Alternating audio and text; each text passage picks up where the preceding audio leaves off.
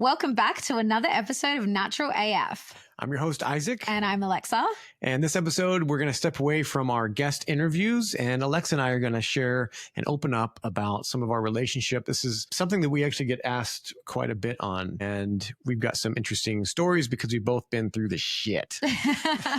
Yeah, and we're sprinkling some breadcrumbs through this episode, but one of the inspirations to sit down and record this is actually because we are in the very early stages of putting together our first group coaching program that we're going to offer together.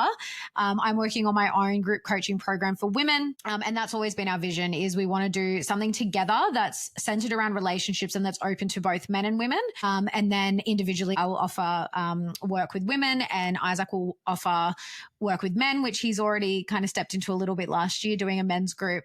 And we're so excited to be finally doing this. But yeah, on reflection of, putting together the group coaching program, we really did reflect on like all the mistakes that we made in relationships. So we thought even some that we've made in this relationship but the part that I'm really excited about is learning how to pick up and repair and use those learning experiences, I'll call them, to bring us even closer. Yeah. And we use the term mistakes very loosely because everything's a learning. Mm-hmm. But, we did the best with what we knew at the time, which was very little. There was so much that I didn't know just in terms of different relationship dynamics, attachment style, masculine, feminine polarity. There's so much that I was just totally clueless on. And so, we've kind of distilled it down to sort of 5 major themes. Yeah. As well as, sorry to break in, but as well as the conditioning. Yeah. I haven't really seen, I've been through plenty of marital counseling in my time, and never ever heard or discussed with any of the counselors societal conditioning, mental conditioning, brainwashing. And which is a huge, and our audience, you guys that know us and listen to this podcast, that that's a huge theme throughout the podcast because it's prevalent throughout our whole lives. There's so much. I don't think anyone escapes societal conditioning at this point in time that we're in. Super excited for the next generation of kids. I think they're going to be very different, depending on which communities they're and we're involved speaking in. about it from an empowering perspective. Yeah. Because the other side of it is like, it's such a freaking razor to walk where noticing the conditioning and then just falling into negativity and like, oh, look, they're conditioning us again. It's just, there's no victim mentality in anything that we do about that, because it's like, once we see it, we're empowered. We know we can choose differently because we have. And and we're continually looking and seeking and learning, and just am excited to share that with you. Yeah.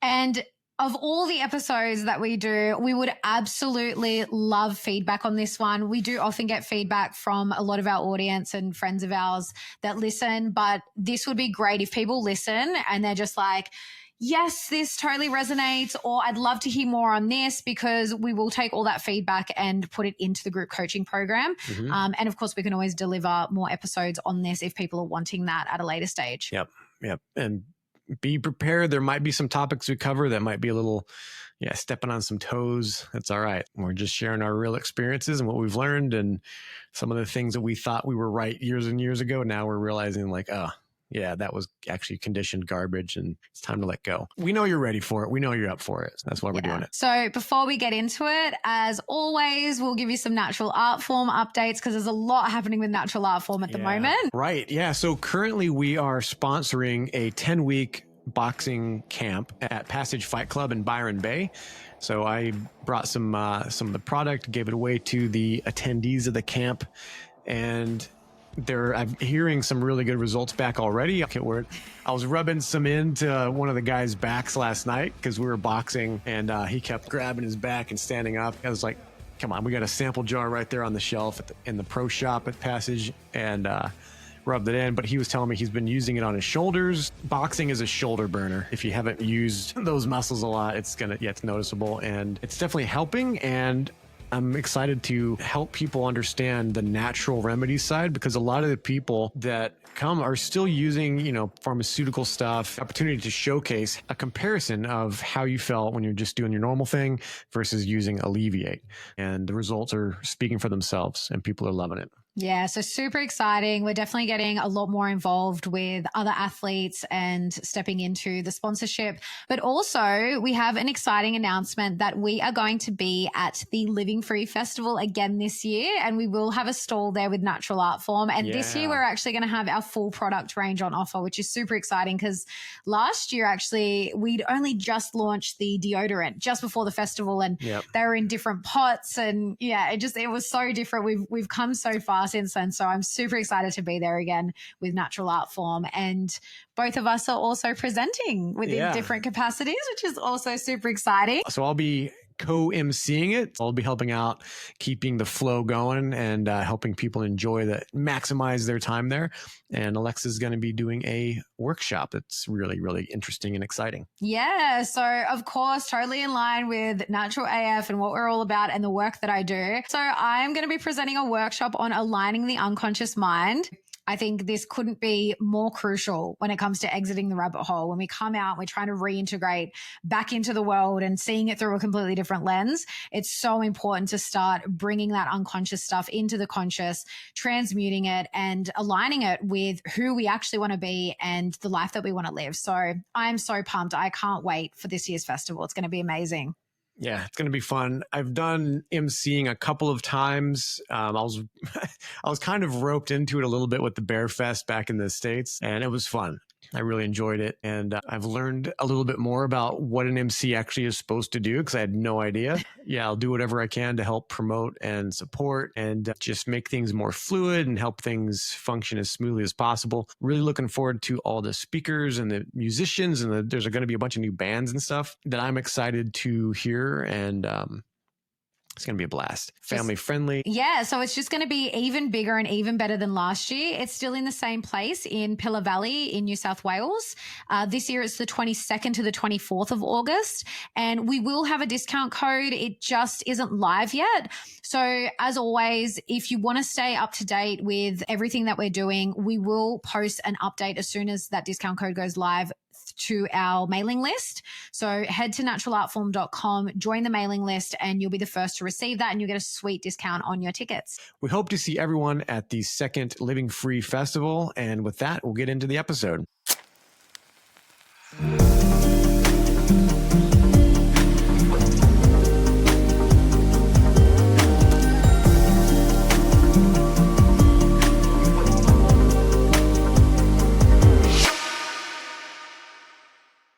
Right, ladies and gentlemen, we have a really packed episode for you today. We've got 5 relationship pitfalls that we both have done.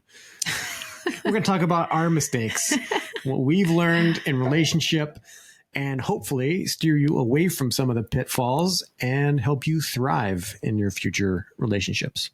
In your future romantic endeavors. So this is a topic that, one, it's near and dear to our heart. We're both very appreciative of where we are now, partially because of the contrast of where we've come from in relationships. Mm-hmm. So we're very passionate about this subject. And it's also something that we know a lot about because we're just individuals that like to deep dive into stuff and learn about it. And it's something we get asked about a lot. Like I've been doing some of these like niche finder activities that, ask you a bunch of questions about like when you're offering service to someone, like what would be your niche? And one of the questions is like, what do people ask you advice on the most? And for me, it's relationships. People always come to me and ask, what do you think of this? And, what have you and Isaac done? And I really does warm my heart because I do also have a lot of people that have told me or us that they also look up to our relationship in a lot of ways. And that's really beautiful. So we thought we'd put this together, and also just a little teaser, nothing's set in stone yet, but we are in the process of putting together our first group coaching program that will be based entirely on relationships and to really map out for people how they can do it differently. So super exciting. And so we thought we'd deliver this just reflecting back on our own relationships and all the mistakes that we made and why our relationship now is so different. And we've kind of boiled it down to sort of 5 main themes or unhealthy patterns that we kind of saw in all of our previous relationships. Yeah. It's going to be not a all-encompassing list. Obviously, each one of these we could probably talk about for an entire episode. So we're going to go through them kind of fast so that you're not here forever and getting too much information. But it's an overview of, at first, what we went awry with in relationships, but then we want to leave you on a good note, on a high note, and how we corrected all these, because they're also, it's amazing when you get out of that mess. And that's where we at.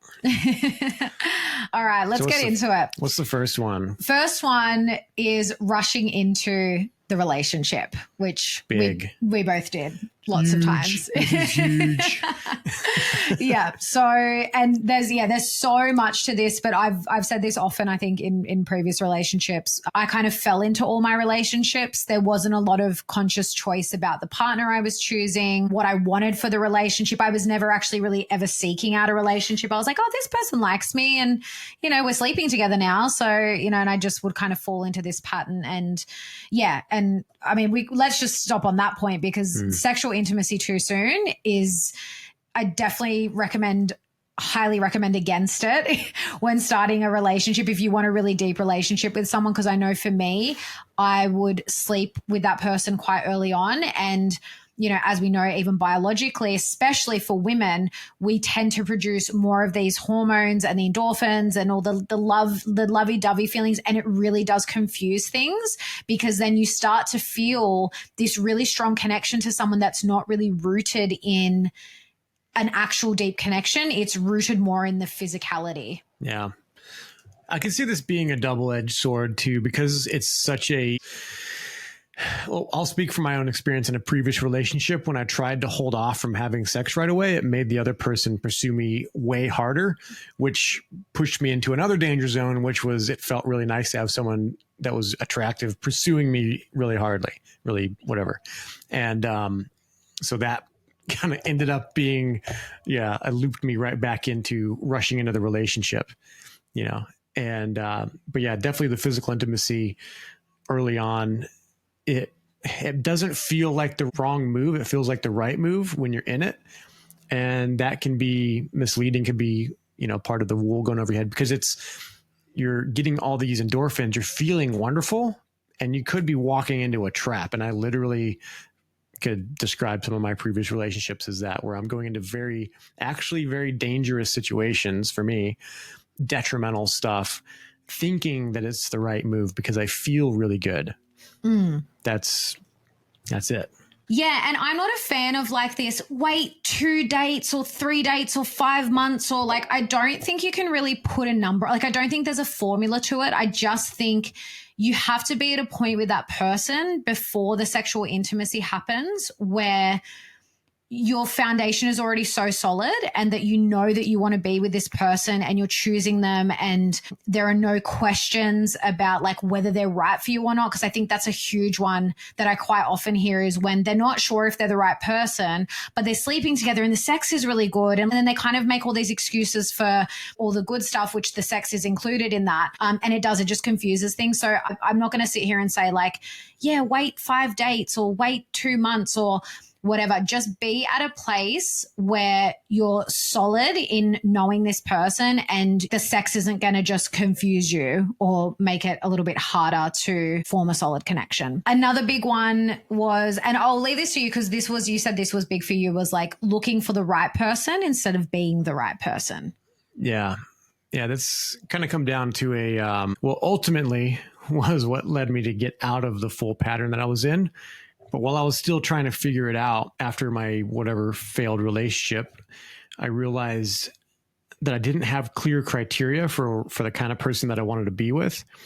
And so that's an important part. But the higher version of that is, once you figure out the kind of person that you feel like you deserve, you need to focus more on becoming the kind of person that would attract that kind of person, being the right person. And then an even higher version of that is just like becoming the best, highest expression of yourself, period. Because you're not comparing yourself to someone based on someone else's qualities. You're just comparing yourself against yourself from a place of love, not a place of like low self-esteem or whatever, but like, I can go here and I will, because that's just what I do. I rise.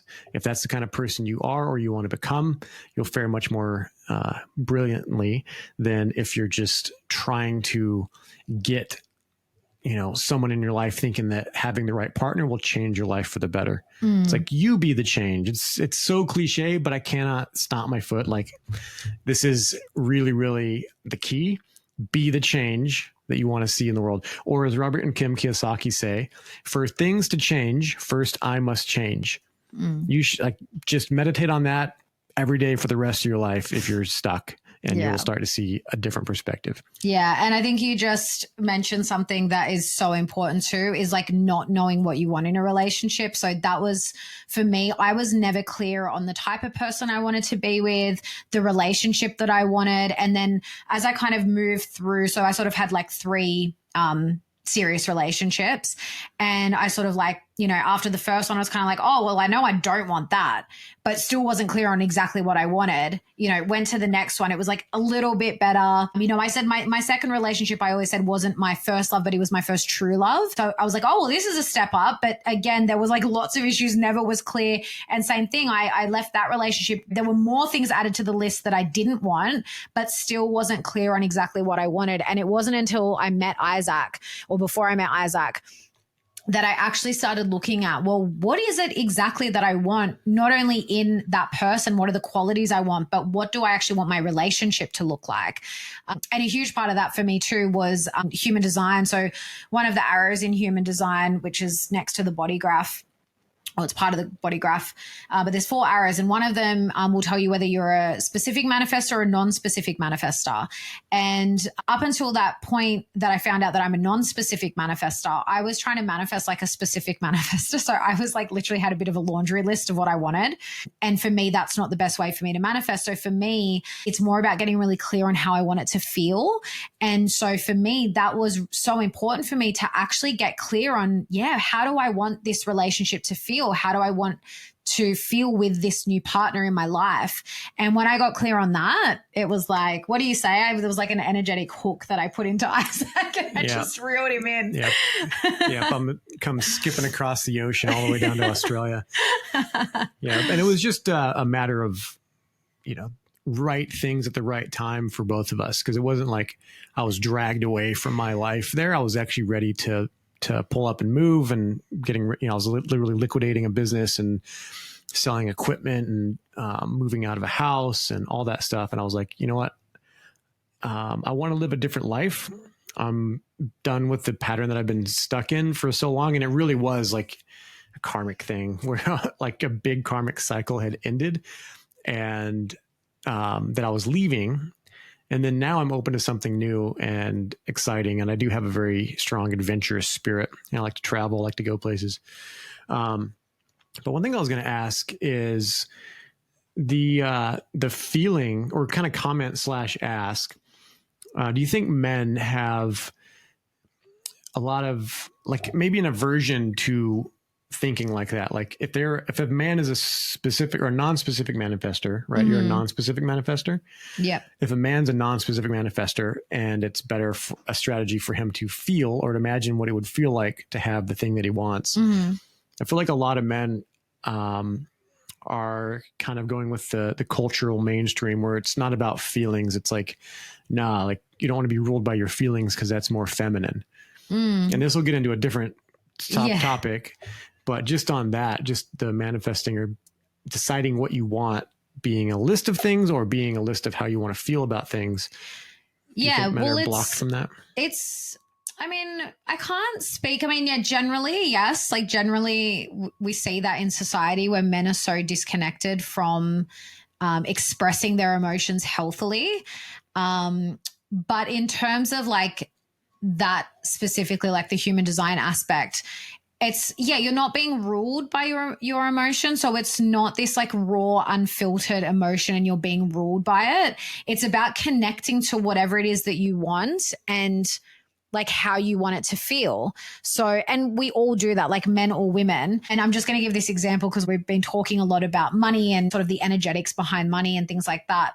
And just like how you feel about money. Like there are lots of men that, you know, want to provide and protect. And one of those ways is to make money. So to make money for them feels good. Mm-hmm. And so it's just about that, like connecting to whatever it is that you want. So in terms of like, we're talking about relationships here. So if a man that's a non-specific manifestor wants to manifest the right relationship, the right person for them, it's about really sitting with how you want it to feel. And that can come, like for me, I wrote down how I wanted it to feel. I like lists. And so, but that process of doing that, I actually was literally sitting with my journal and just sitting and contemplating, like, how do I want it to feel? So part of that process of writing it down was actually bringing those feelings into my body as well. But you can do that sitting in meditation. You can do visualization, as long as you're really connecting to those feelings of whatever it is that you want. And we are going to get more into, because this also comes into the masculine feminine integration within both of us, which we'll get to. So we won't get too much into that now. Yeah. I just want to update so another thing I pull from Kiyosaki, which granted I might talk about him a lot, but that's because I really deep dive on different philosophies that I think are useful and apply them. And if they work and repetitively work, I know it's a good one. So, he pulled from Buckminster Fuller, be, do, have. And I was just thinking as you were talking about this, because we're talking about emotions, you can update that and say, feel, be, do, have. So a lot of people they think like, if I just do the right things, if I brush my hair, if I wash my armpits, I'm dressed nice and I put on the right cologne, if I do the right things, then I'll go out there and I'll try, I'll get the hot chick, I'll get the woman of my dreams or whatever. That's like very base level. That's how I was like in my early 20s. Later, I realized being who you are dictates what you do, the kind of behaviors you do, the patterns that you run, and then that dictates what you have.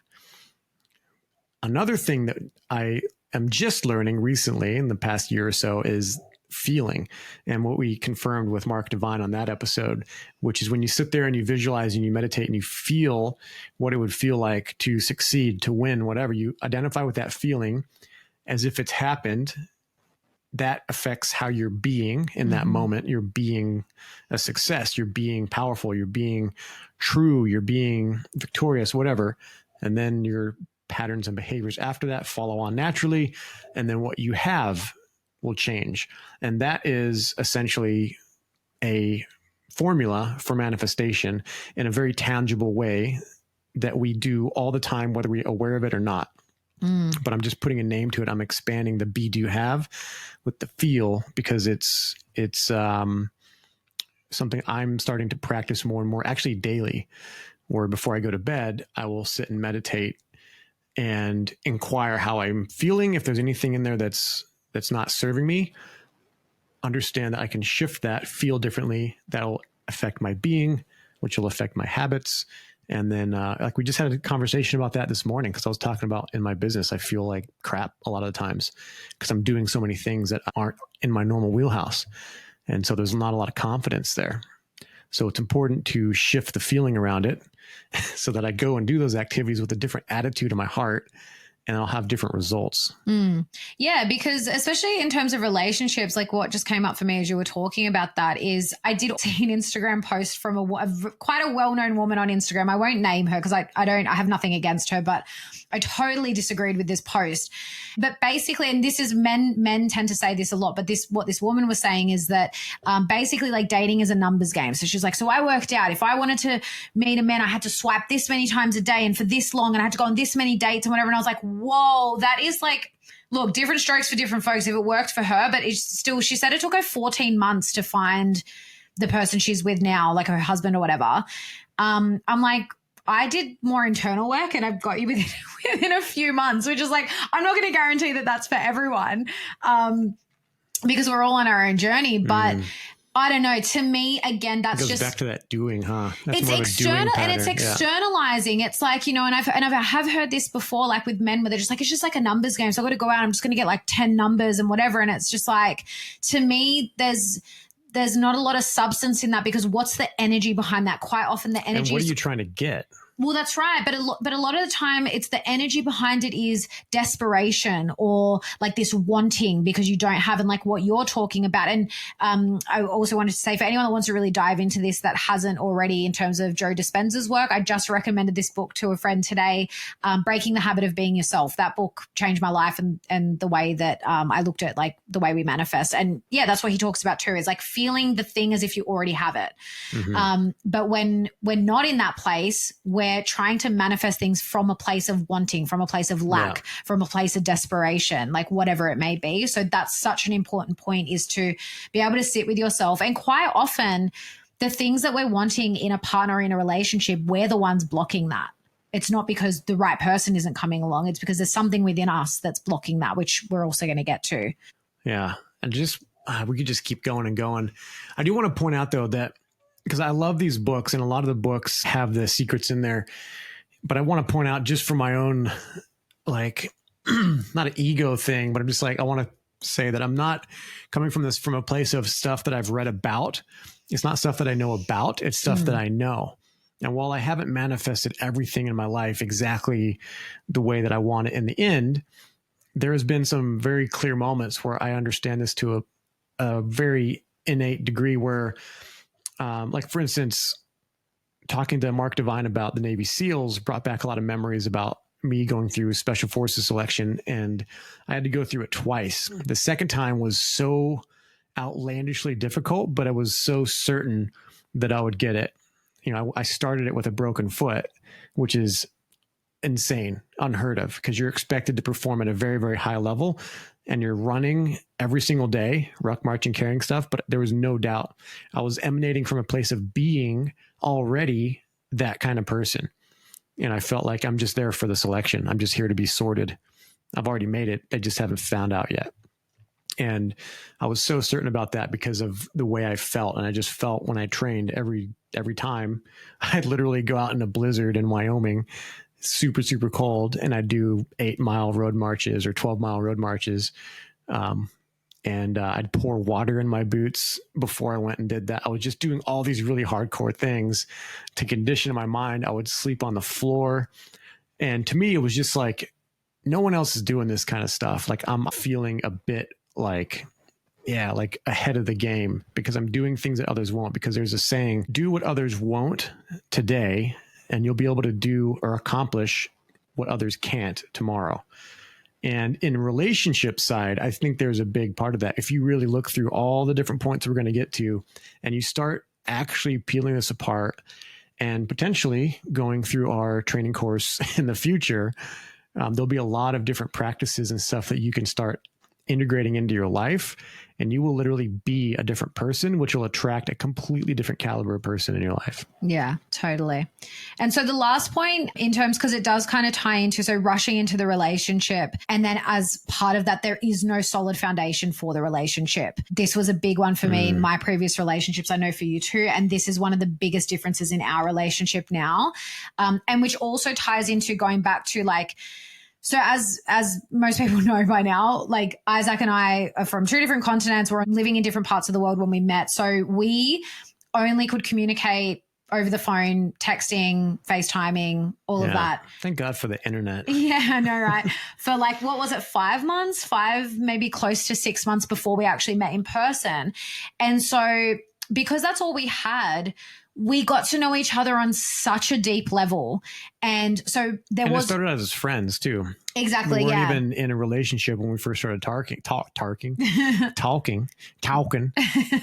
and just building a friendship. Yeah. Yeah. And it's interesting actually, because all of my previous relationships, I wasn't romantically interested in them at first at all. But for me, that's something that has always resonated with me though, because I know when I did online dating for the first time, that's what I didn't like about it. I actually didn't like that there was already the expectation that this has to be a romantic thing. And because I met some guys that I met and I was just like, I'm not feeling it romantically, but he's really awesome. Like I could totally hang out with this guy and be friends and whatever. And they would just like shut it down, which is fine. That's totally fine. I got no issue with that. But I'm just that type of person where I am very friendly and I like to take people on face value. And just because it's a male, it doesn't mean like it has to be romantic. Yeah. So I did like that we started off as friends first too. Yeah, but same. So I felt like talking to you was almost like a reset in a way. When I was in high school, I was a bit of an outsider because I moved to the country in Texas in this really tiny town. But I had friends that were guys. Some of the friends were on the football team. Some of the guys were like skaters. And then I had a bunch of friends that were girls. And I would just kind of hang out with both. And like sometimes I go hang out at the girls' table at lunch and just sit there. And for some reason, I just wasn't super bored hearing women talk about girl problems.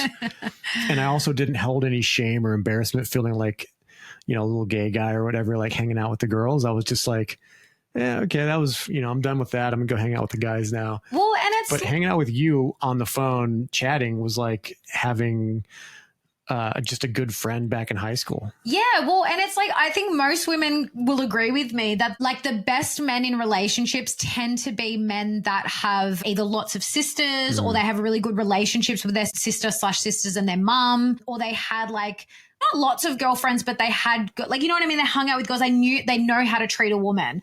I think most women will agree with me there and can relate to that if they've been in a relationship with a man like that. But we digress a little. So I just bringing it back to like building that solid foundation. A big part of that was we didn't have the physicality. We didn't have the sexual intimacy. Now, mind you, we talked about sexuality a lot. And obviously, because we went really deep, we went into things that we needed to heal and things that, you know, like I was quite promiscuous when I was younger because, again, very wounded within, like always seeking external validation and love in the wrong ways. And we talked about all of that. So it wasn't like it was like repressed at all. But yeah, there just wasn't the physicality. And so in that time that we had, we got so clear on what our values are, what direction we're on in life, like what our vision is for the future, where we're heading, like how we want to raise our kids, our boundaries, you know. And again, I just want to make it clear too, while it is so important to have these conversations before entering into the relationship or as you're building that foundation of your relationship,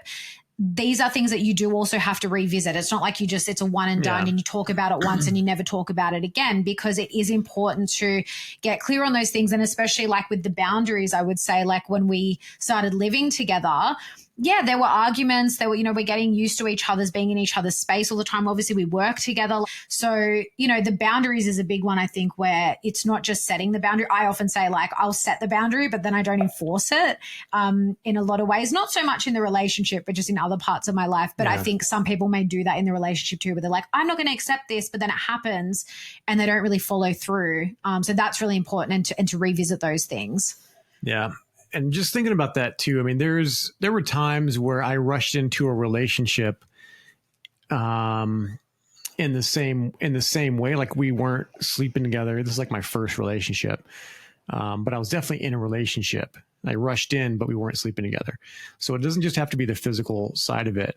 And then we were doing a lot of the same things, like talking about all this and that and the future and all that. So you can still kind of have the same pattern where you're rushing into it.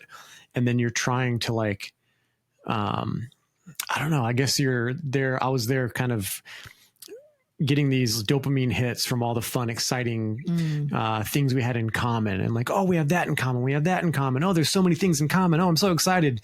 And getting way too worked up being, you know, in puppy love.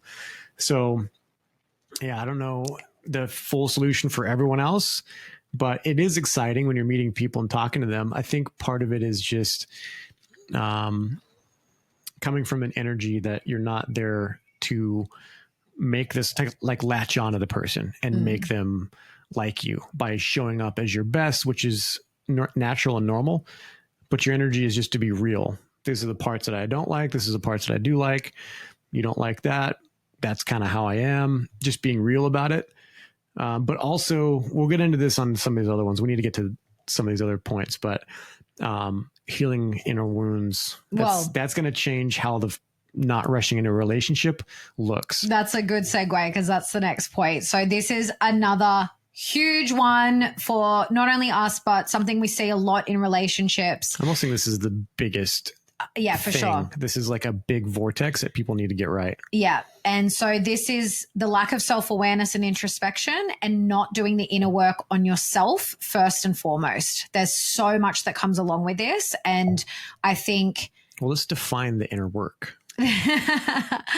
Well, I mean, for us, and again, we've spoken about this very openly before, is that we started doing the work on ourselves and healing sort of these wounded parts of ourselves. And not just, so I just want to make it clear too that part of the work, first and foremost, like in the beginning, is actually understanding these concepts first. So understanding, like, parts work is huge. Understanding how these different parts of us kind of fragment off as children. A lot of the time as children, it can happen later in life, but it's most often in our childhood. And what happens is then when we're in relationship, when we're in this, container with this person, that's our biggest mirror, and they're constantly triggering all this stuff in us. When we like sort of lose control of the emotions and get angry or like whatever it is, we react. It's this different part of us coming online. It's like our adult self, as Sarah Baldwin calls it, our adult self is gone, and this 7-year-old part of us has come online, and they're the one that's like they've taken control of the wheel. You're literally reacting. Yeah, acting again like how you did back then or how you felt back then. Yeah, and just to really sort of exemplify this, the movie Inside Out, it's a kids animated movie, but it's a great movie to really conceptualize what's going on internally. Now they're using emotions, but it works the same as if they were different parts of you, where they're the ones coming online, and this, the adult version of you, or the part of us that's connected more to our higher self and our highest good, that's offline. And so just understanding stuff like that, understanding like what the shadow is, like we talk a lot about shadow work, like understanding what that actually means. It's like the unconscious, the stuff that's like in this sort of hidden part of our psyche that we don't have conscious awareness of, understanding how the nervous system works and how it's linked to all these things and how things will show up in the body. Our episode with Yerasimos, or I say our, but you did the interview with him.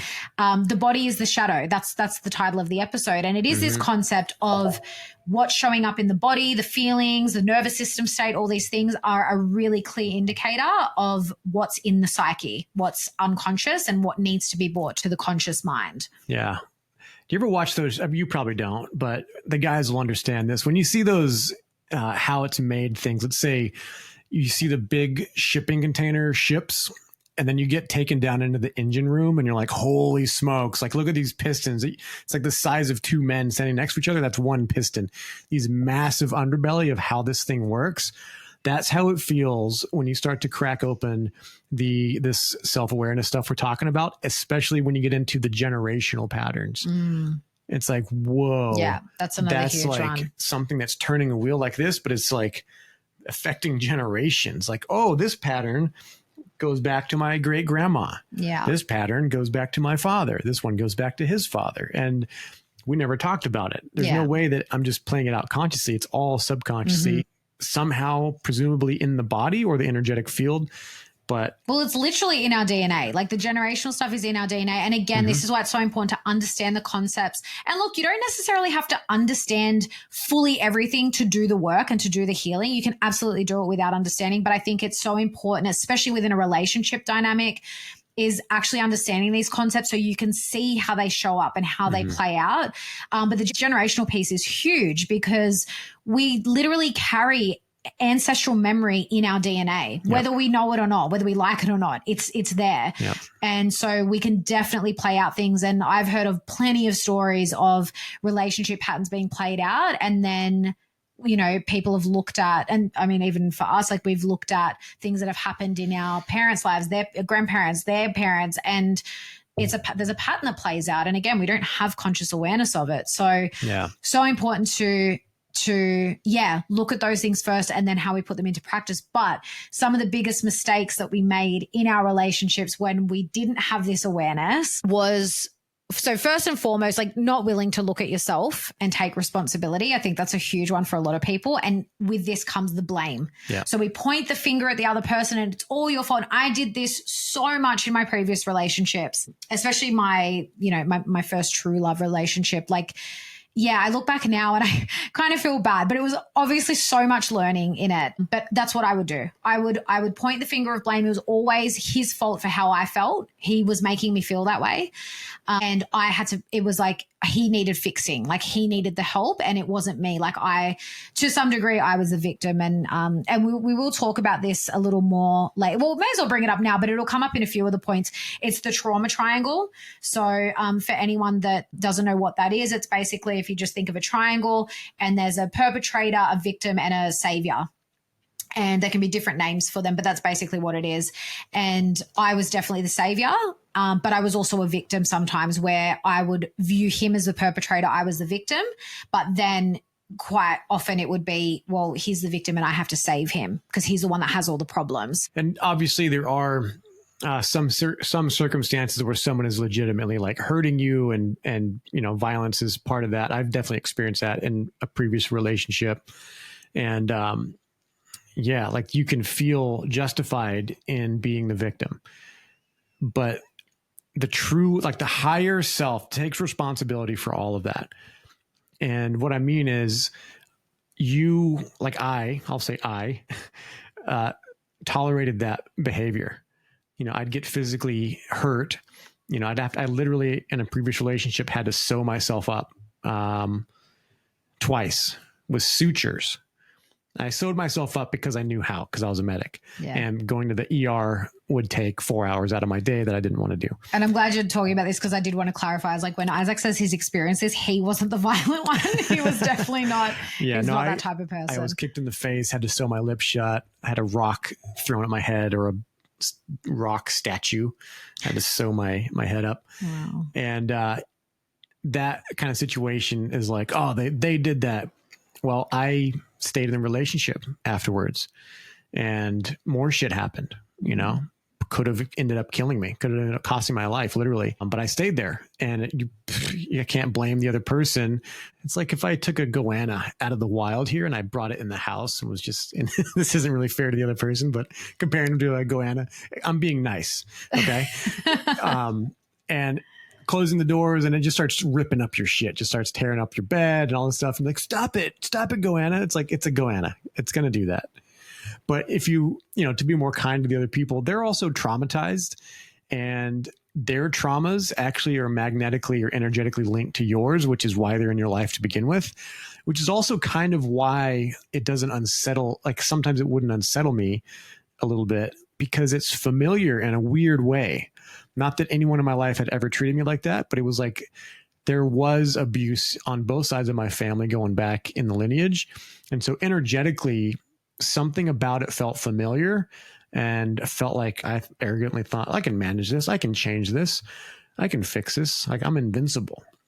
I'm not dead. Well, and can I just say too, we always play a part in the conflict, like whether or not it's whether, in that case, it's the other person getting violent. But I look back now on the way that I would be within certain conflicts and I was the one that was actually escalating it, like not purposefully, but I was so coming from such a wounded place and like had to be heard in that moment when I was so emotional, which is the worst time to try and resolve a conflict. Yeah. And I would actually make it worse. And this is where knowing attachment styles is really valuable because I had no knowledge of that whatsoever. Never even heard of it, I don't think, back then. But yeah, I look back and I was definitely more, well, in this particular relationship, I was more anxious attachment. He was avoidant.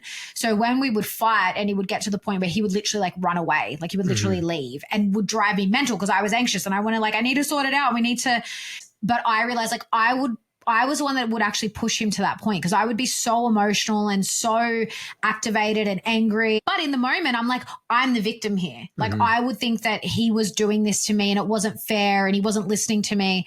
But I was the one that was actually like playing such a big part in the way that he was also reacting. Yeah. So that's a huge one. I've definitely experienced that. So in another relationship where I was more like violent, but in the ways of like I would throw stuff not at anyone, but in general, I'd pitch a table over at extreme points where I'm just really losing my shit. And that's actually what, by the way, was a big catalyst for me to learn, like, what's the problem here? The problem's me. The other person definitely pissing me off. The other person definitely, I'm saying, this is my boundary, don't cross it. And they cross it over and over again. But it's like, why are you in that situation? Why not get out of it? Why not be more in control of yourself? Well, that's what I was going to say. It comes down to controlling how you respond instead of just reacting in the moment. But the other person was also trying to play the victim. And so they would push the buttons until I would explode and yell or say something mean or whatever. And then they would go and be the victim and be like hurt by it, which, to be fair, what I said was hurtful. But it's also like you had warning, warning, warning, red light flashing, and then boom. And then it's like, oh, it's like, come on. Like I grew up with 3 older brothers, and like I know what's going on. Like, because like I would get picked on, and I'd do the same thing with my brother. I'd be like, stop it, and then I'd hit him, and then I'd get in trouble. I'm like, I freaking warned him. Yeah, it's not okay. But I'm not saying it's okay. But as a kid, that's what it was. Or I hit my brother twice in our whole lives. The rest of it was like just yelling and crying and annoying my parents. And as an adult, I can say that I've acted kind of similar because I'm running those same patterns. Yeah. And so another big part of this, because we did say like the blame, but we want to talk about projection a little bit here too, because I think this is such a buzzword and it gets thrown around a lot and people don't fully understand what it is. And I've definitely heard people use it in the wrong, like it doesn't make sense how they're using it. And I think it's because they don't fully understand it. So just to actually, I've got definition here. So projection in relationships is a defense mechanism where individuals attribute their own unwanted feelings, thoughts, or behaviors to their partner. This can lead to misunderstandings and conflicts, as the person projecting may accuse their partner of feelings or actions that actually reflect their own unresolved issues.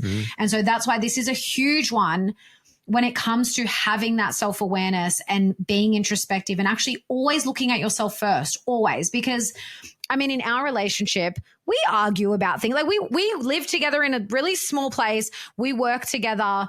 We're in a relationship. Like, trust me, like you can't go through that and not argue and bicker ever. Like it's just normal. But yes, there are things that Isaac might do that annoy me and vice versa. I know there's things that drive me crazy. So I know that they're going to annoy my partner. But I always, first and foremost, if I'm getting really emotional about it or like really wanting to react, or if I say the thing, if I just don't have the control and I say the thing in the moment, I always look at myself and go, well, why am I so annoyed by that?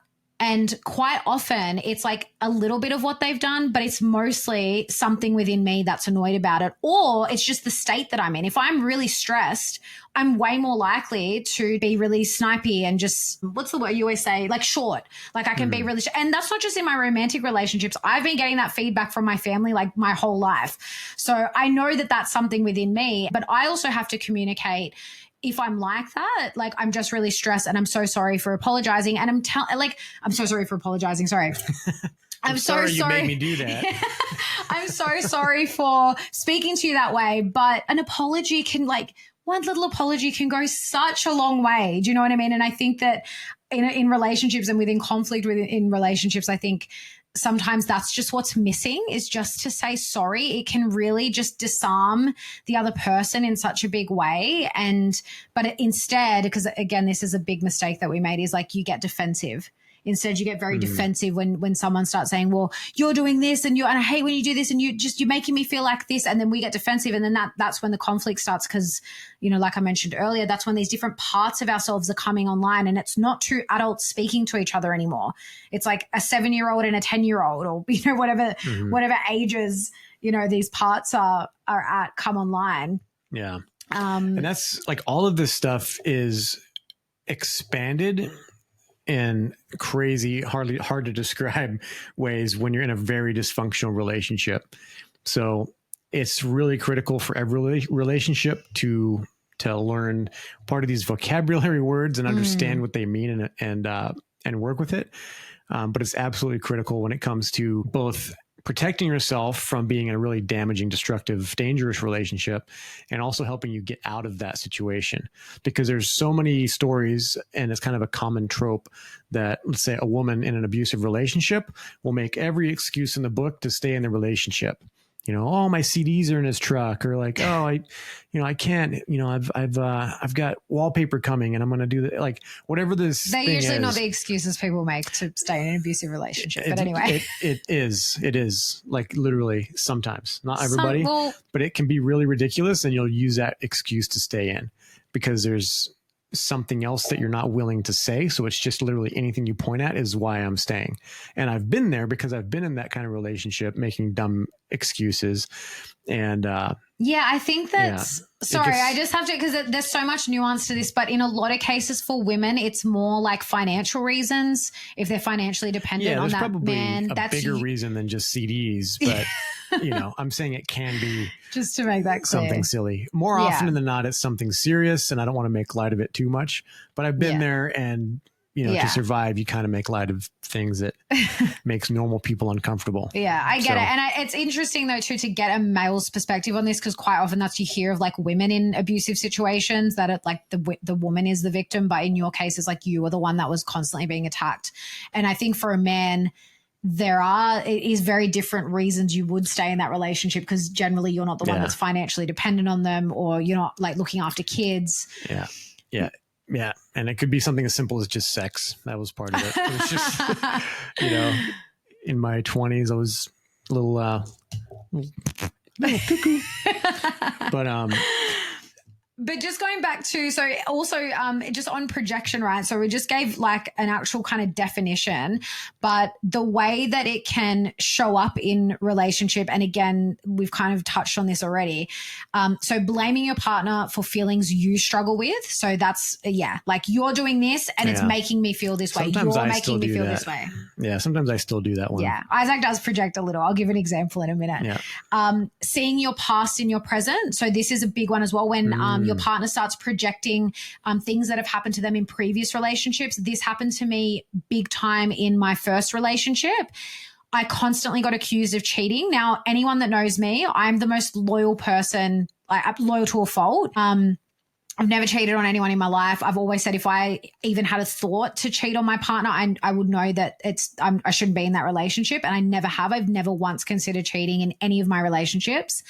And I constantly got accused of cheating, like crazy stuff, like crazy. It was because of his own wounding from previous relationships. And he fully just projected that onto me and in our relationship. So that's just an example of that. Accusing your partner of something you fear in yourself. So that can be similar, like a similar example of that is like, if you fear that person's going to cheat on you, it might not have happened to you in the past, but you fear that, and then you start accusing them of it because you're scared that it's going to happen. And then another big one is criticizing traits you secretly see in yourself. This is huge. And this is like, and again, this self-awareness and introspection, understanding the concept of the mirror. And really, our whole reality is a mirror of us, but in relationship especially, that person is a mirror. It's usually the closest relationship you have in your life. And so they are going to be the biggest mirror for things within yourself. Yeah. And so quite often we do criticize the things that we don't like in others, but it's because we don't like it about ourselves. Yeah. Yeah. And there's another story I've told. I don't know if I've told on this podcast, probably, but I want to reiterate it. It's a really, really deep, it's like in the shadow, very, very deep shadow work stuff where you, and it's in the body, which is how I access this knowledge. Basically, was using a medicine ball and rolling over parts of my calf, kind of like what Yerasimos did with me with the body work, and then just seeing what came up. And I was going through just a really rough time with my previous relationship, but it was all a part of this awakening that I was really inquisitive about myself, and found out that there was a part of me that I was neglecting and feeling ashamed of. And that's how I was being treated by my partner at the time. I was feeling neglected. I kept feeling like they were directing shame at me and just hitting me with it. And I realized that's true. And I'm doing that to myself, which is, in my perspective, why that energy is showing up externally in my life, pointing at me. And I think this is speculation because I don't have a phone call with the universe where I can ask it why. Why does it do this? But I believe it does that. If you're willing to sit quietly and listen and notice things like this, it's highlighting what you need to work on within yourself. And just noticing that and bringing it into your conscious awareness will give you some sort of control and power over it. Not ultimate, but it's at least in your field of view, and then you can work with it. Yeah. So you're bringing it out of the shadow into the conscious mind and then working with it. And it doesn't mean you have to freaking sledge away at it for 20 years. It can be pretty quick, but just awareness is the first step. Yeah, absolutely. And in terms of projection as well, it's really important. Again, this ties in with the conflict and conflict resolution, like, because Isaac does do that sometimes still. But being able to recognize it, whereas before when that was happening to me within relationship, or when I was doing it to my partner, I didn't know what projection was. Like I didn't know most of this stuff back then. So I wasn't aware that that's what was happening. Whereas now you can hear it in the language. So an example I'll give of Isaac, not because I can't think of specifics, but sometimes he'll say, and you think I'm an idiot and you think this and and he starts telling me what he thinks I think of him. And it's like nothing I've ever even thought of. Like it's not how I see him at all. And it's so clear that he's projecting that onto me because that's how he's feeling about himself at the time. Now, in the moment, I don't say to him, you're an idiot. You just think that of yourself. You're projecting onto me. Blah, blah. Like I can see it. And I obviously do say like, I actually don't think that at all. But this is a huge one. And I think we'll move this up. We were going to get to this later, but conflict and conflict resolution, we both got this so wrong in our previous relationships. And it's something that has shifted so dramatically, say for both of us within this relationship, because understanding that when you're both activated, that is not the time to resolve the conflict. It's not going to happen. Because like I said earlier with the parts work, like you're not two adults speaking to each other. You're like two children.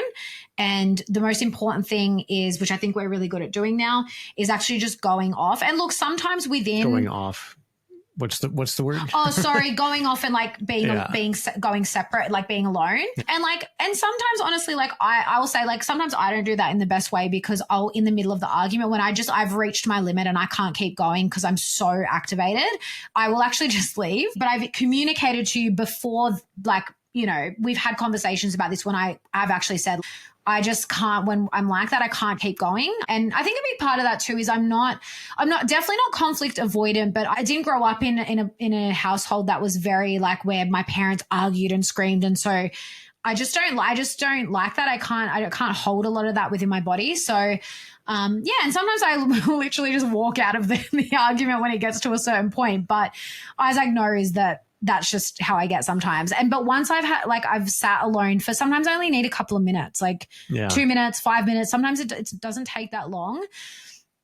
And then when we come together to resolve the conflict, we can actually communicate exactly how we were feeling about that situation, what was coming up for us, why, you know, quite often being a woman, like there's emotions, and usually that's what's behind it. Usually is what is behind it. Emotions. Well, and it's like it's the vulnerability, right? Sometimes it's just like this vulnerable part of us that doesn't want to be seen, or it feels so hard to express.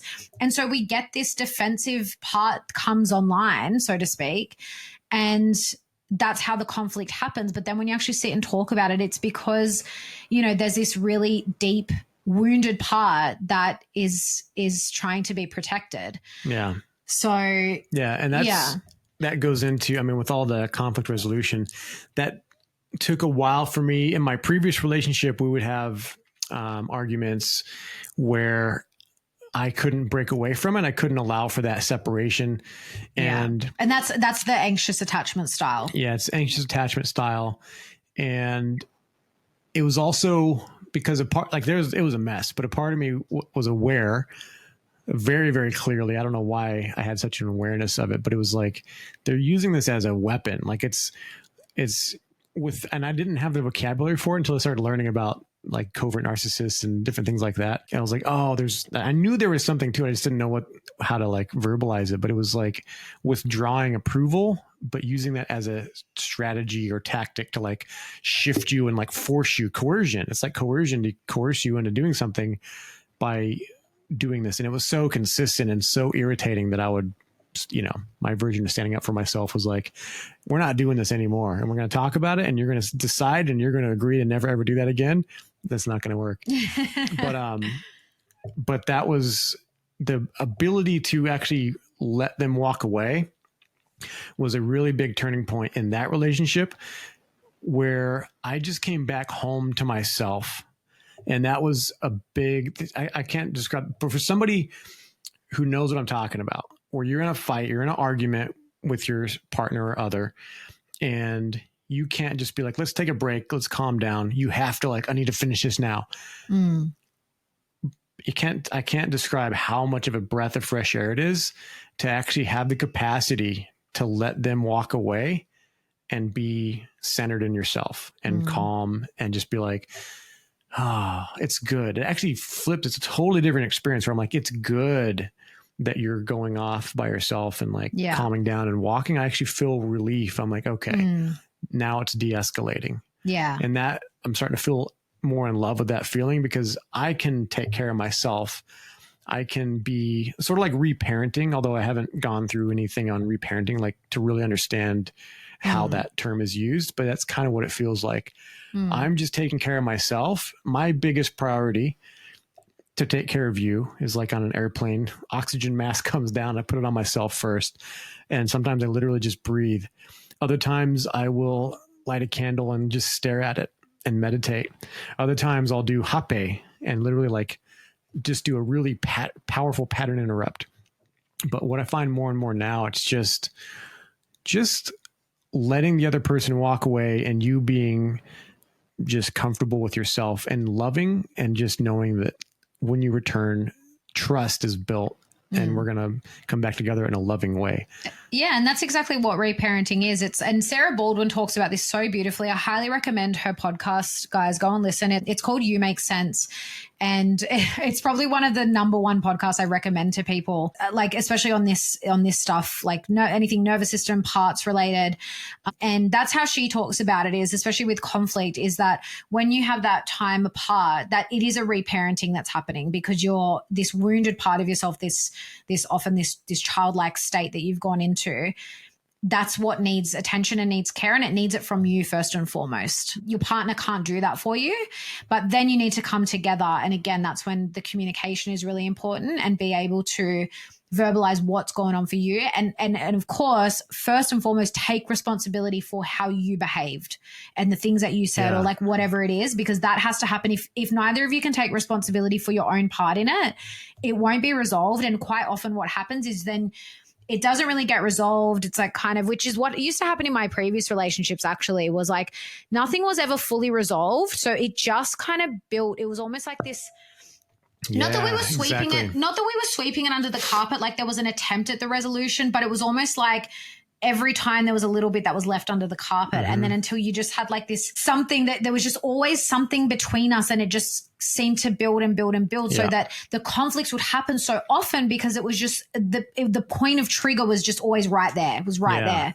Whereas is that kind of the same as pushing things into the subconscious or pushing things away? You're just stuffing it down, or is this a little bit different? I think there was a part of that. Because I think I also wasn't able to fully express myself and how I was feeling. But that's again comes back to because I wasn't doing that work on myself. I didn't have the level of introspection and self-awareness that I have now. And that's why I would find it really hard. Whereas now it feels so easy. Like I feel the conflict resolution with us feels so easy. And when I say easy, sometimes I don't want to, like sometimes I can still feel where you want to talk about it and I can still feel I'm a little emotional, but I'll sit and talk with you about it. And then sometimes I'm disarmed and sometimes I'm like, let's just talk about this later. Like if I can feel myself start to get a bit more activated again. But I'll just give an example of something that came up for us a few weeks ago without getting into the full details. But long story short, I brought up to Isaac that, we just, so much of our relationship is work. And I'm feeling like, and this happens a lot so many couples I know that work together can relate to this, where your relationship almost takes a backseat to work and everything else because that comes first. And there were a few days where we were kind of like having these little arguments and things and it wasn't fully resolved. And She can be really bitch. I'm just kidding. Well, and cut a long story short, like what it ended up coming down to, which was even a surprise to me, because again, there's so many layers on top of these wounded parts of ourselves. But I broke down crying one night, and what it came down to was like, I felt like how I felt with my relationship with my dad my whole life, where all he did was work, and I didn't feel like he was ever there for me emotionally at all. Like I've, never felt like I have a strong emotional connection with my dad. And that's how I was feeling. And I broke down crying. And I was even a little shocked that that's what came up, because consciously I didn't think that that was at the core of how I was feeling, but it was. And so, and I know like even— And you weren't saying it in a way where you weren't blaming me for any of it. You were just voicing how you're feeling. Yeah. Yeah, that's right. And that's so important too, because again, you don't want to be blaming your partner for making you feel that way. And I know too, just even in that moment too, like I felt you completely soften. Like it's like you just got it and you just understood why the previous 3 days had been the way that they were. Yeah. Yeah. Cause it's like the fun and the connectedness and the adventure in our relationship was kind of dying out a little bit, and it feels like shit. But then you also have this more deeper childhood wounding that you've brought up before, but it's like even now we still have childhood wounds that we still carry, and they'll get triggered from time to time. So it's even when you do the work, you're always going to be triggered. However, the more work you do and the more healing you do, I would say the less emotional charge there is behind when you're getting triggered. Yeah. And that's just part of caring for each other. And one thing I'll say about the conflict and the conflict resolution, part of what really changed for me was when I really made a full-on commitment. That part of me that I was feeling was neglected, that I was ashamed of, that was the softer, more feminine side of me. And we can touch on this next with the feminine masculine. But what I needed from myself was to hold and love and care for that place, that wounded part of me. And then I realized how good that felt. And again, we go back to the feeling, being, doing, having, all of that. It felt so good for me to like hold that part of myself internally and just be like, and just see it and just hold it and just really let it know that it's being seen and that I'm also competent and caring and will take care of that. And I realized how I care for that feminine part of myself is going to reflect in how I care for the women in my life. And I think that has everything to do with why our relationship was such a success and a deep thing. It's like, that's how I wanted to treat someone. That's how I wanted to treat myself. And I think there was a part of you, the subconscious part, that also clicked with that, was like, that's the kind of man that I want. That's the way that I want to feel, is when I have this broken, like really, really sad part of me, are they going to hold it? Are they going to, yeah. Absolutely. And yeah, I mean, this is a good time to bring in the masculine feminine integration, but to that point, absolutely. Like you hit the nail on the head, because now having the contrast of my previous relationships to now, like honestly, I can't think of anything more attractive in a man when he's doing the inner work and he's so all over his own shit. You know what I mean? Like that's, when you talk about getting your shit together, that's like getting your shit together. And I think even more so for men, because it's so common now in our society, men just are so, I don't know what single word sums it up, but what's coming to me now, not just disconnected, but almost lost in who they are. They're lost in their masculinity. They don't know how to show up. And a big part of that is because of what's happened with the feminist movement and now the neo-feminist movement, because women have become so masculine and sort of out of their natural state of being and how women are meant to be when they're really rooted in their femininity. And so it's caused men to be like, well, I don't know how to be, because women aren't accepting me to be the provider and the protector and whatever. So for me, that was like, yeah, obviously a big reason that we ended up together, and why our relationship is the way it is now is because that was one of the agreements that we made very early on, was that first and foremost came the work on ourselves. And as individuals, and not being codependent, because we also had massive codependency in our previous relationships. And And yeah, being able to do that individually, but then also doing that within our relationship and being able to do that together, but not relying on each other to do that work with or for each other. Do you think the opposite of codependent is independent? And does independent mean dependent upon what's in here? Internally dependent? Yeah. Well, I guess because I think interdependent is another word that, or would that be intradependent if it's internal? But yeah, I think definitely, but it's such a fine line too, because again, I think in modern society, women tend to be hyper independent where, like I said, they can't accept whether they're in a relationship or not, because sometimes they can be in a relationship, but energetically they can't accept their man to provide and protect for them. And so there's this hyper independence. So that's obviously going too far the other way, but it is having that independence in yourself. And I actually just want to say that that was such a huge shift for me too, because what I would find because I have always been quite independent and I had those sort of 3 serious relationships. Like one was a year, the next one was about 2.5 years. And the next one was only about 6 months, but we were friends for about a year prior and a year or 2 after. So that one was a little bit more complicated, but I often found that after being in a relationship, I was like, oh, I've been set free because because of the codependency, I felt like I lost my independence. And I would kind of, again, swing back the other way where I kind of would be more like this hyper independence, but that's very not comfortable for me in a bad way. That's very true to who I am.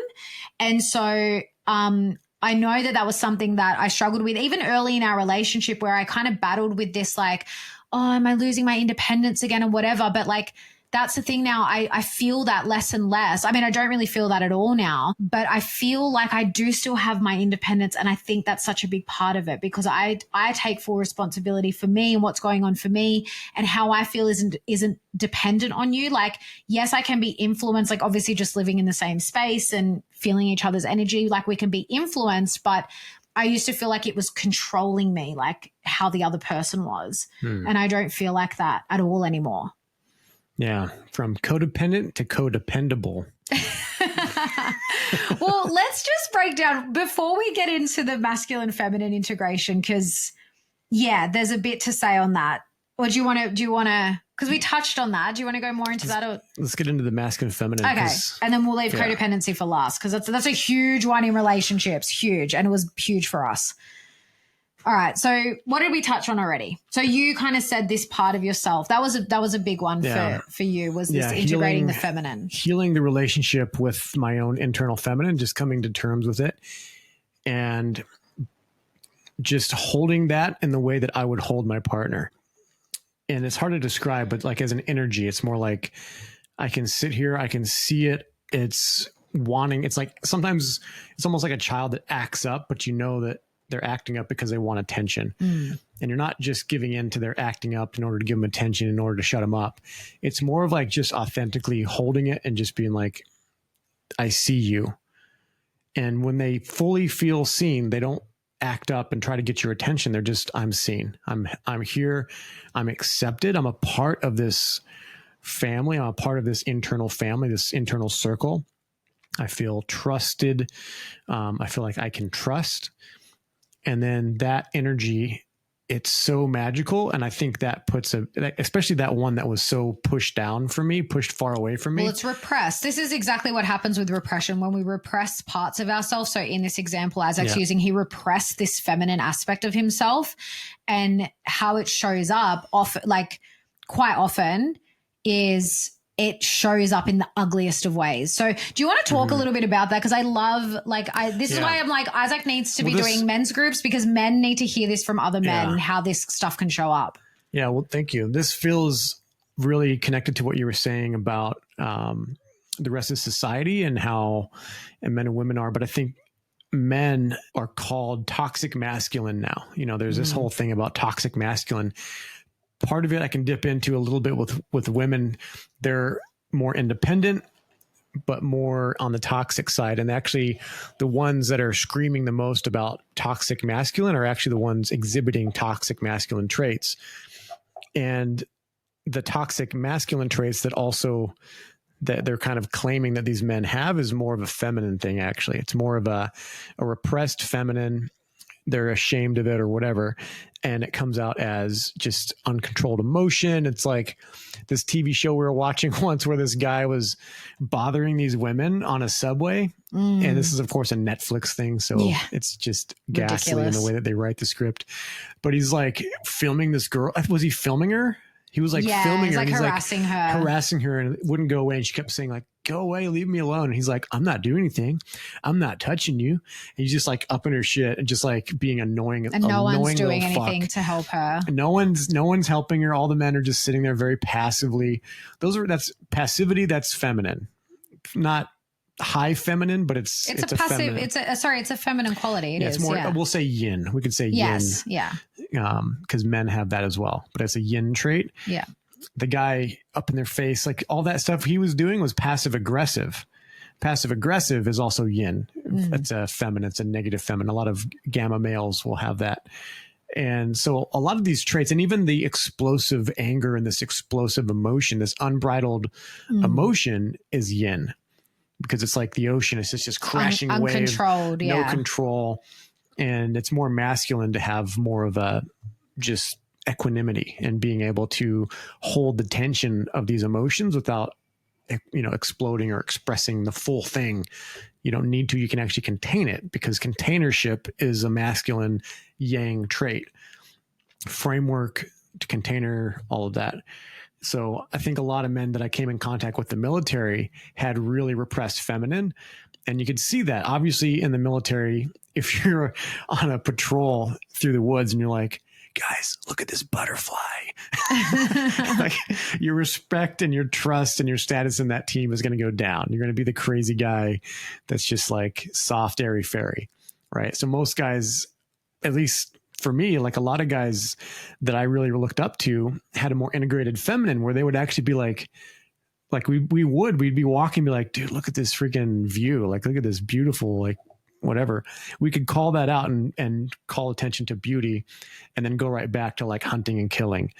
And hunters are like that. Hunters have a lot of respect and awe and appreciation for the beauty of nature and the beauty of the animals that they're hunting, and then they'll hunt. Who's a perfect example of like a really integrated man is Mark Devine.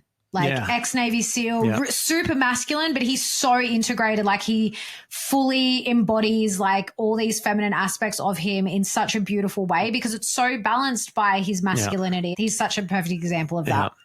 And then the quote unquote toxic masculine traits that the military would exhibit, in my opinion, were more the repressed feminine coming out, where they're repressing those softer sides, and then any little trigger, any look the wrong way, and they're like, you want to go, man? Like, they're just always looking for a fight, easily offended. Yeah, there was people in boot camp I remember particularly well, where it's like, if I just was running a little bit faster than them and went around, the next time I saw them, they wanted to have a punch on, because they saw that as like a slight. So they're so easily damaged, easily bruised. But what you say is, because I had never heard this before until Isaac said this, and I've never heard anyone say it even since. Like, I think this is just based on your own experience, and it's so important for you to share this, I feel, is that, Isaac said to me, I think that toxic masculinity is actually just repressed feminine. Like, it's when men repress their feminine, and it gets called toxic masculinity, but it's actually very feminine traits. More like toxic femininity. Yeah. And it's so interesting, because I think that's true. Yeah. That's definitely resonates. And I think it's the same thing on the female side. When you get the women that are quote toxic feminine, it's more toxic masculine traits that's coming out. They want to dominate. They want to fucking, and domination isn't necessarily a bad thing. It's part of the polarity, but it's part of, but when it comes out in ugly ways, that's where it's toxic. But I think that is more of the toxic, because even the masculine, like if you want to talk about sort of divine masculine doesn't dominate. I don't know, when you have an enemy or something that needs to be clobbered.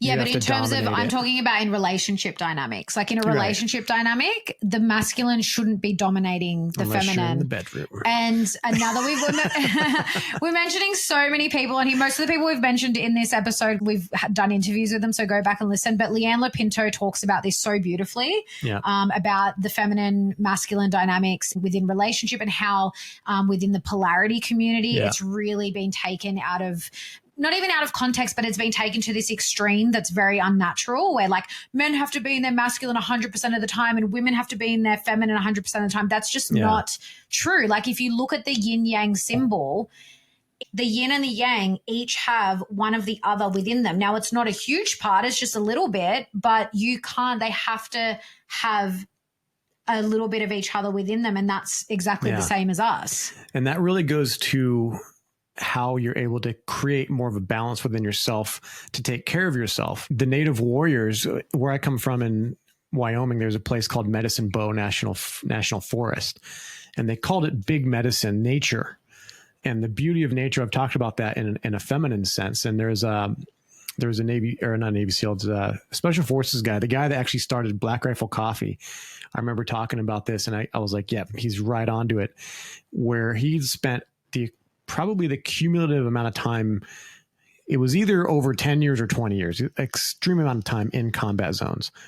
And when he would come home, like these native warriors, he would go into the forest, into the big medicine. And just that time of connecting back with the feminine, with the land, with the mother nature, so to speak, was very, very healing. And I think is part of that success and why someone like him, who could see so much ugly combat, would also just continue forward with a new mission and not be stuck down with like massive depression and debilitating addictions and stuff. Mm-hmm. The feminine will nurture and heal what the masculine kind of wrecks sometimes. It's a very strong counterbalance, and we need that. And the same thing with women when they're very, very soft and can be a little bit, I don't know. You'd have to speak more to that, what the healing nature of the masculine is to the feminine. Well, yeah. And so from my experience, and again, this is why this is so important. And this is going to be a big piece of the coaching program we do, is really getting people to fully understand. Like, I just think there's so much that's misunderstood with the masculine feminine polarity and dynamics, not just within relationship, but within ourselves first and foremost. Because for me, again, I didn't have any real awareness. I learned about sort of yin, yang, and the different qualities when I was studying nutrition. So this was going on like maybe 8 years ago now, was when I first sort of was introduced to it, but still didn't really get, you hear masculine, feminine, but I just thought it's like one or the other. Women are feminine, men are masculine. It was very basic understanding. And in the last few years, I've really dived into it. And when we were first sort of talking, we'd moved past the friendship stage, but that was a huge part of like the beginning of our relationship, was me really starting to explore that, because I realized that I've been more in my masculine energy for a big chunk of my life for varying reasons. Like, just to name a few, just because I just think it can help to share when people might see some of the same things showing up for them. But my relationship with my dad affected that. My relationships affected that, because essentially I wasn't feeling safe within, I didn't feel provided and protected for fully. I didn't feel that my partners, not so much, not all of them, but definitely there are a couple that, again, I didn't understand this at the time, but definitely more of that feminine, uncontrolled emotion. That was my first relationship, was very much like that. So when a woman doesn't feel safe like that, you're going to be in your masculine energy because you have to protect yourself. So that was a big one. And then, of course, during the time I was single, I lived alone a lot.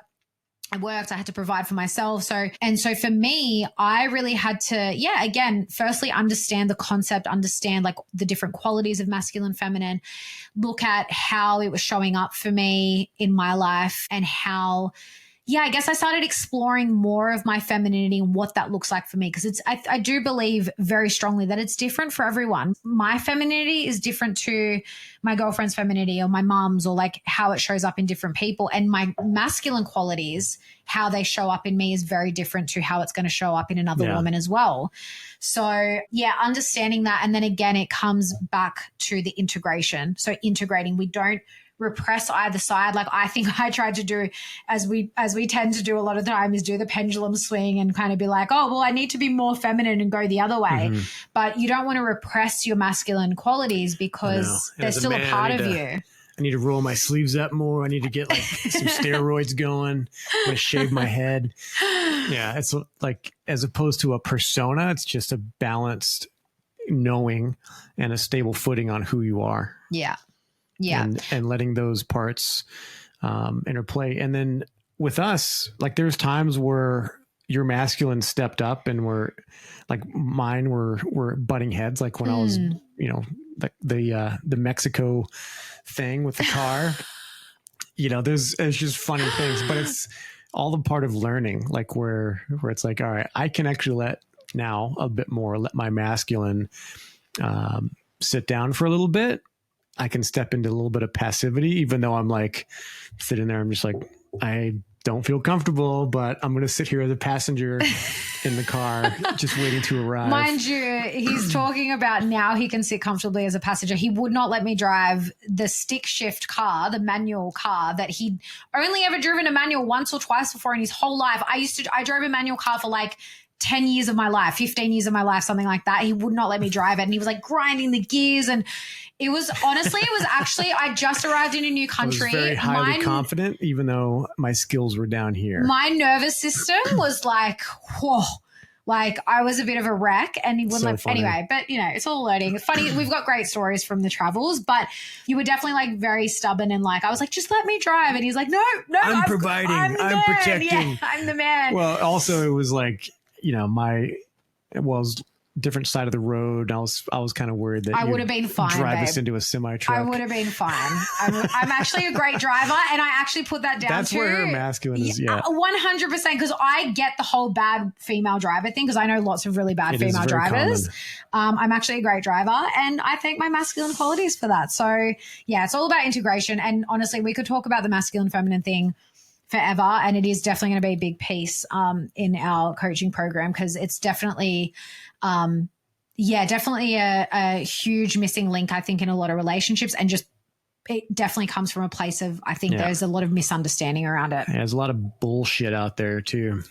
All right, last but certainly not least is codependency. So we already touched on this a little bit. This was a huge one for me in my previous relationships, I think for you as well in yours. And a big one that we see in like now that I know what it is and like fully understand how it showed up in my relationships, I see it so clearly in other people's relationships. So again, want to break this one down a little bit. So the actual definition is referring to a dysfunctional relationship dynamic where one person excessively prioritizes the needs of another, often at the expense of their own well-being.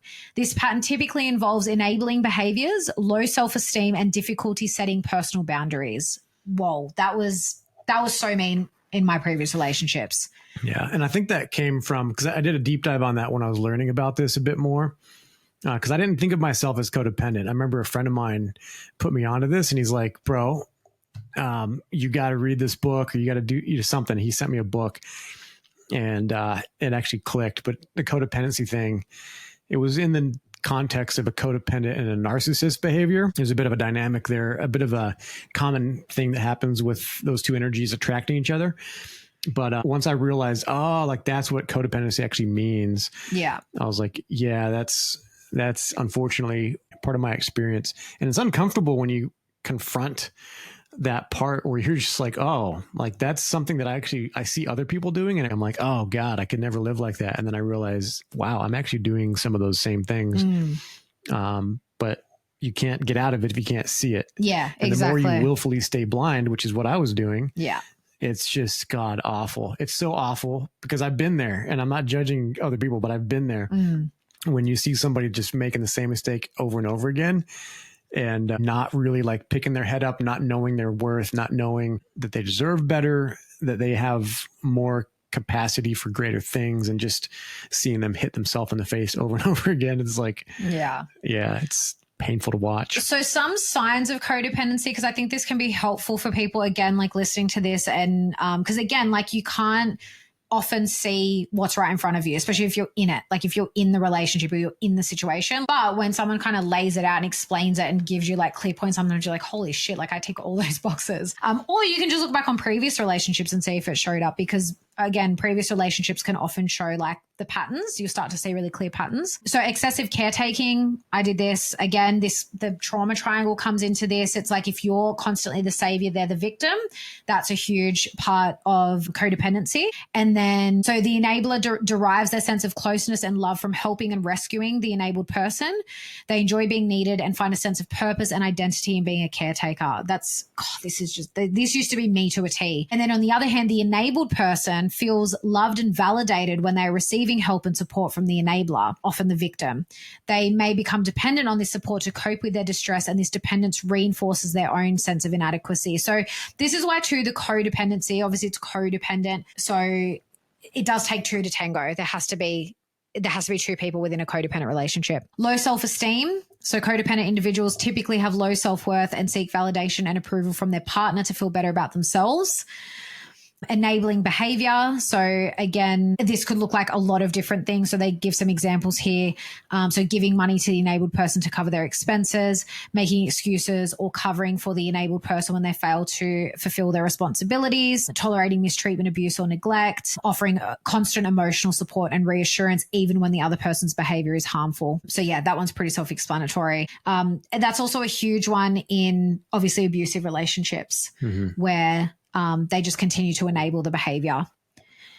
Difficulty with assertiveness. So this is like the lack of boundaries, huge one in codependent relationships. Where do you think that comes from? Is that from on one side, someone that's maybe turned off by people that are assertive because of maybe like an abusive parent or an overbearing parent?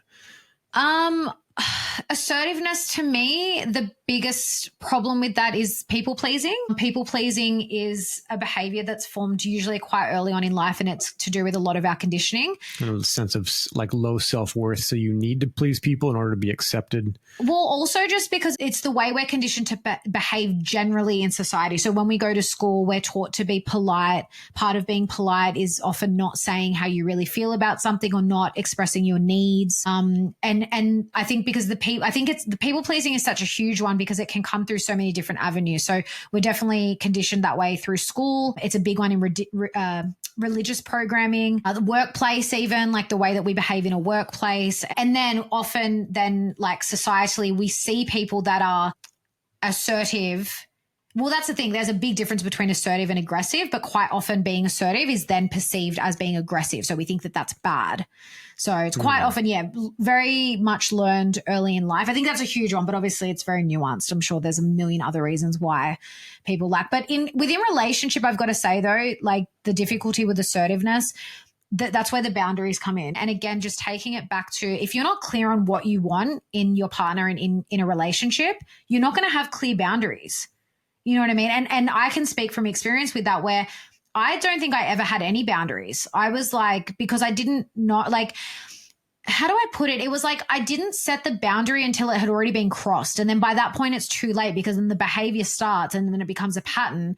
And so you can keep saying no and trying to set the boundary, but it's too far gone because you didn't have that strong boundary within yourself first. Because if I did have the strong boundaries to start with, I probably never would have ended up in any of the relationships I ended up in. Do you know what I mean? Yeah, I know this reminds me of, it was working with horses with my mom. My mom was a horse trainer. And you need to be very clear on boundaries with the horses. And if you saw the way that she does the horse training, some people might be a little triggered by it because it can be very like iron handed.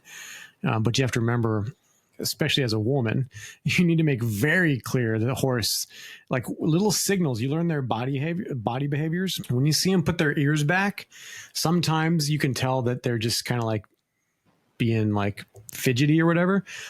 Sometimes that is a very clear signal that they're about to do something that's going to hurt you or somebody else. And it can be very bad. Like you can get really, really hurt because they're massive animals and they don't always know their strength. So they might even just knock you like that and it could totally knock you out, or they'll buck you off, or they'll kick you in the face like what happened to me when I was a kid. So you learn to be assertive with them as soon as they start like dipping their head and kind of like putting their ears back, you go, yeah, like you get their attention, you like really shock them out of it, or like smack them, or, you know, whatever the right thing is to do. And if, as a horse trainer, there's a specific reason and you know what to do and what not to do. Sometimes smacking them is the opposite of what you want to do. Sometimes if you don't, they'll like seriously hurt you. So setting those boundaries and being very clear on it, and also holding the boundary. Yeah. Once you set it, just setting it doesn't mean it's going to be it's going to change behavior. You have to enforce it. Exactly. And that enforcing of the behavior, enforcing of the boundary is looked at in society, I think, as aggressive.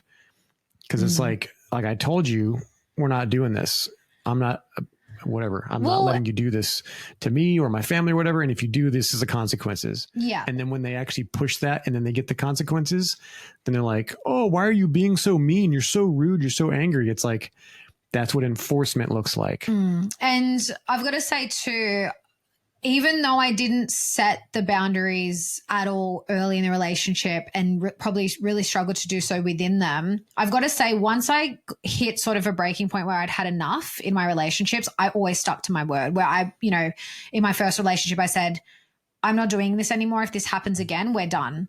And the next time it happened, we were done. And he begged, he tried to come back, and I was like, no, if I say, like, I actually remember saying to him, I think I just speak to hear my own voice, which is funny now knowing I'm a self-projected projector.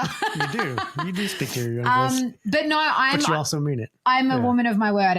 And that's sometimes the boundary means that you have to walk away. Like sometimes that is the boundary. Sometimes it's like, if this gets crossed, then it's over. And sometimes, it's a really hard thing to do, but and that's where having that integrated masculine as a woman is important. Yeah. Because absolutely. Yeah. You're not going to go through a lot of the bullshit in a relationship that others might tolerate. Yeah.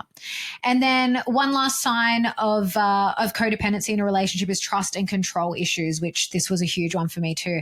Codependents may resort to controlling or manipulative behaviors as a way to maintain the relationship or cope with their own fears and insecurities.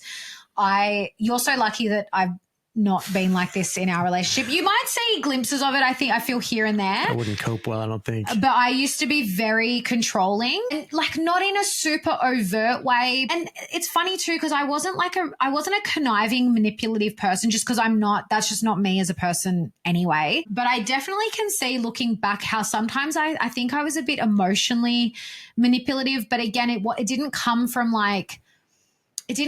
a malicious place. I think it came from this place of like wanting them to see me, wanting them to like feel how I feel. You know what I mean? Because I felt like I wasn't ever seen or heard a lot of the time. But yeah, I was definitely way more controlling with a lot of things. And I think it was because I felt so out of control in the relationship because there was just so much going on. And so I was always trying to control the situation, trying to control the other person.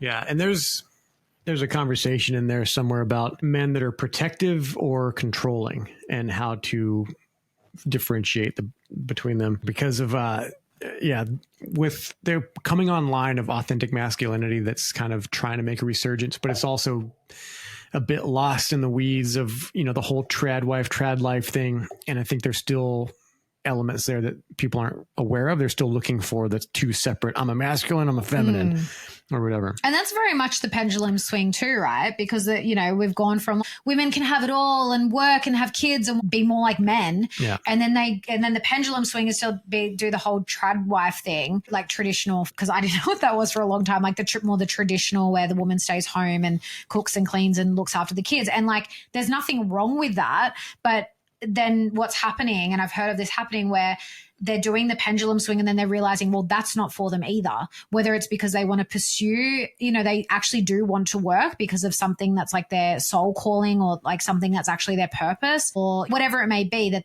actually doesn't work for them. So it's not about just going from one to the other. It's, about integrating both these masculine, feminine aspects and figuring out what's right for you without trying to over-identify with either or. Yeah. And it's definitely something you continue to learn and get better at and grow with time. So, but like setting boundaries or things like that, I think are taken as controlling in relationships sometimes, with the man saying like, no, you're not doing this, or this, like you're saying a particular, because one thing that comes up is a common thing for some people in relationships where the wife has her girlfriends and they want to go out and have a girls' night. That's totally fine and normal if it stays within certain boundaries. And I've definitely been in relationships where it crossed the boundaries, where it's like, oh yeah, I'm going to go have girls' night. And it's like, I don't know, like drugs and getting totally wasted and like ending up with some other guys and like shit like that. Obviously not okay.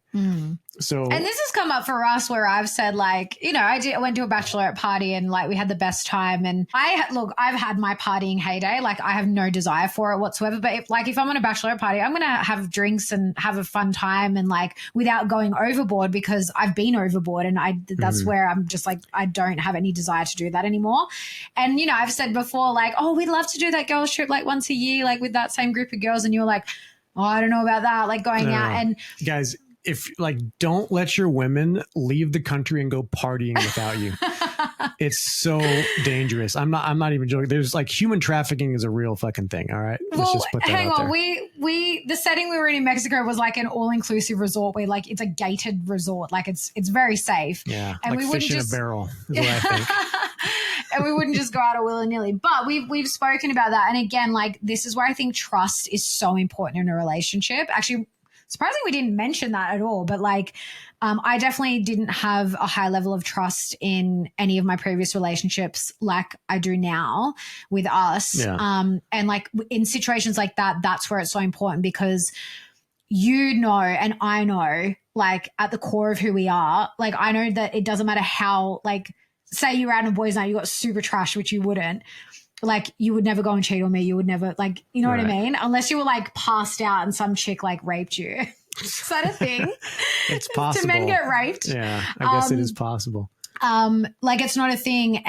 But even that's obviously worst case scenario. But even with me, like, you trust that because I trust in myself. Like, I trust in myself that I don't get, like, that bachelorette trip that I did.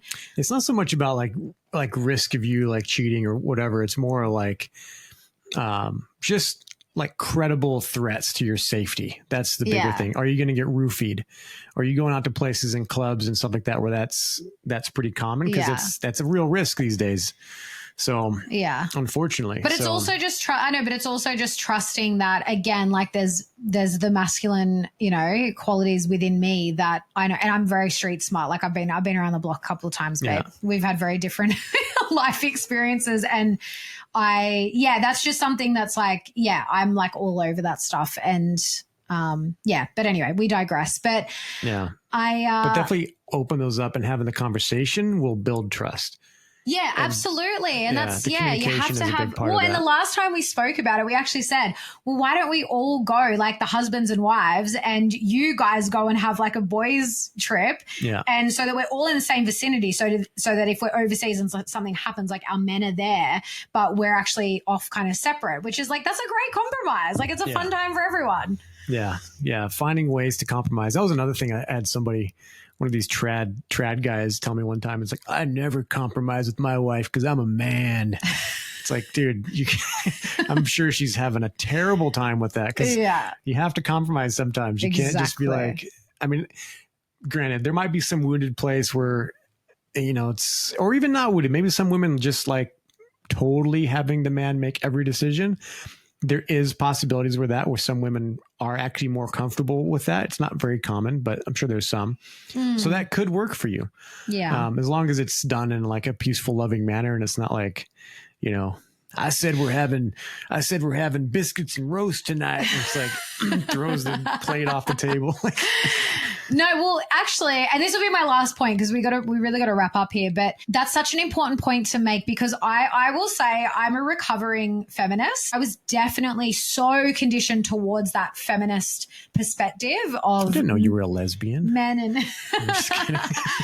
And I definitely, like, even in my last relationship, I was starting to soften with this, but again, because there was a level of trust with that person, where like even just jokes about like, oh, you're just a woman, like get in the kitchen, you're just a woman. And I would get so triggered, like I would get so annoyed, but it was always done in a really playful way. But I realized that I actually internally would feel so angry and like, well, we're so much more than that, whatever. And like, actually, that's been a huge shift in our relationship. Again, like with the masculine, feminine polarity in the dynamic, I'm so much more comfortable allowing you to take the reins, but also knowing that I don't have to give up my power and totally give up my control, because there are lots of times where you will come to me and say, well, what do you think of this, before you make a decision on it.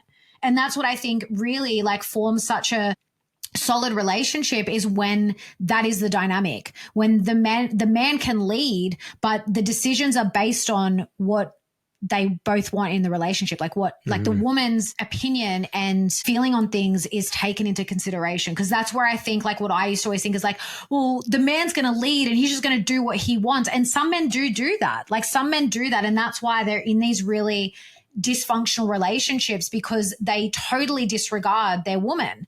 Yeah, but that's not, I would argue that's not even true leadership. Exactly. That's exactly. I totally agree. Management is telling people what to do. Yeah. And leadership is more inspiring your team to be their best. Yeah. 100%. And I think that's what a true leader should. I would say men must lead, but in the way that I'm talking about, as far as inspiring your team to be the best, the leader takes responsibility for everything. And both of us need to lead ourselves and lead in our own particular roles. Exactly. But the man as the leader is not a higher status than the woman. It's more of like a good leader is also a very good servant. And they're thinking constantly about the well-being of the tribe or the family, and fulfilling what you need, but also being aware to be able to step out of the, my personal situation and look at you and be like, maybe she's working really hard and she's getting disconnected from her body. Let me find gentle ways to remind her to go out into nature, to maybe do some breath work, or maybe let's schedule her a spa day or something like that. And you're like guiding and leading, but it's not done in the way that people telling typically. Me what to do. Yeah. Because that's a huge thing. Like, I mean, I'm a woman and I'm a Taurus sun, so you can't tell me what to do. Yeah. I don't respond well to that. I'm literally like a bull out of a gate. If you try and tell me what to do, it's not going to go down well. But speaking of which, isn't it? It's about sandwich 30. So if you could just get up in the yeah. Well, obviously we could talk on this topic for hours, but I hope that this was valuable to people. I hope that if you're maybe questioning some things in your relationship, or there's things coming up for you in your relationship that you're finding hard to navigate or not sure how to navigate, like I hope that this gives some insight into just some of the things that can show up. And these are just some of our experiences. And I know I've learned a lot from so many other people sharing their experiences across a lot of different things. Yeah. So this is super exciting for us to step into the coaching space with this stuff. So stay tuned for that. We'll definitely keep you updated. Yeah. And we'll catch everyone on the next one. Thanks for your time. And I feel like the outro song should be, I've been everywhere, man. Because I feel like I've made every mistake in the book in relationships. But I'm starting to look at it differently now. Like mistakes are not all that I thought they were. So it's been a learning curve, and thank you for listening.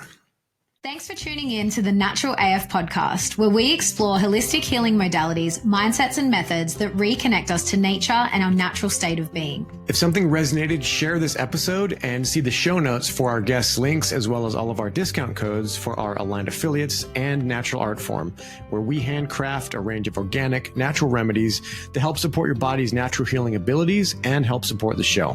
If you're listening on Spotify or Apple Podcasts, please take a few seconds to leave us a rating and review. And if you're watching on Rumble or YouTube, hit the like button and drop us a comment, and be sure to subscribe to our channel for the latest updates. We're not here to conform. We're here to remember what's real. So step into your power, be curious, and be natural AF.